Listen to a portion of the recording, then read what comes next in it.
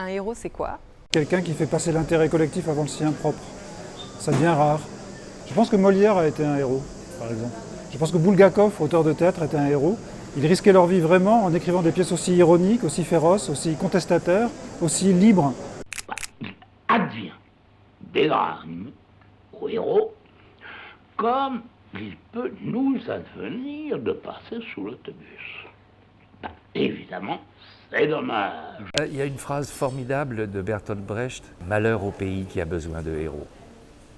Il faut que chacun soit son propre héros et qu'il tende la main aux autres héros, qui sont des millions.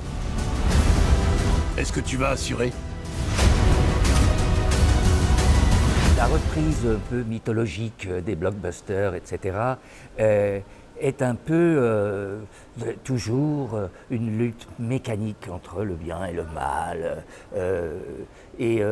C'est trop simple. Ce que c'est que la tragédie, qu'elle soit grecque ou racinienne ou cornélienne, c'est la lutte d'un individu par rapport à son destin pour affirmer ses libertés. Bon. Et souvent le héros nous aide à dépasser les limites. Ulysse, c'est aussi un héros parce qu'il va chez les morts.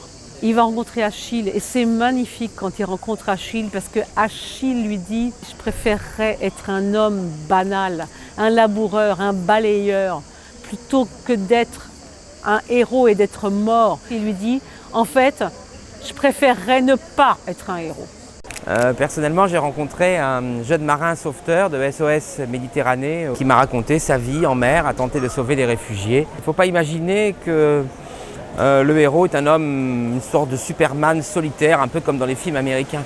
En réalité, ce qui constitue un héros, c'est d'avoir pris conscience que c'est le collectif qui permet de dépasser la condition, l'erreur, le malheur, les errances. Et je crois que c'est ça, être un héros. Les héros sommes nous.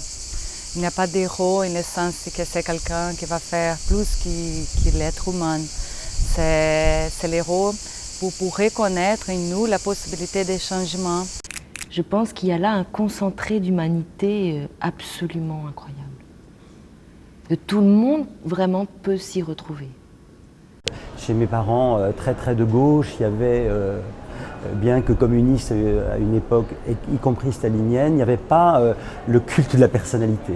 Je crois qu'on essayait de développer chez nous, les enfants, nos personnalités, en ayant le moins de modèles admirables. Puis il y a une expression consacrée, mais que j'aime bien, qui s'appelle « héros du quotidien ». Ce seraient des gens qui, au fond, vont au bout d'une envie, d'un projet, d'un destin, des personnages qui ne renoncent pas. Comment jouer tous les soirs cette espèce de chute des héros? Il y a un travail sur soi à faire pour effectivement créer une espèce d'incandescence intérieure. Moi, je suis plutôt fan des anti-héros, donc je ne suis pas très héros en règle générale. Les gens qui souffrent de longues maladies, pour moi, ce sont des héros. Voilà, c'est-à-dire que rien d'éclatant, rien de musculaire, aucun esprit vif, acéré, aucune brillance, mais une acceptation du fragile et de la vulnérabilité. Pour moi, le héros, c'est celui qui accepte avant tout son humble vulnérabilité. Les héros et les héroïnes que je convoque au théâtre et qui me hantent sont souvent des gens assez cassés, assez cabossés. C'est ceux qui sont, au fond, les seconds rôles, que j'aime bien propulser au premier rôle et que j'aime bien célébrer. Les gens fatigués aussi. Après tout, des gens, oui. Est-ce que c'est peut-être dans la déchéance que l'homme est le plus grand ou peut être le plus fort ?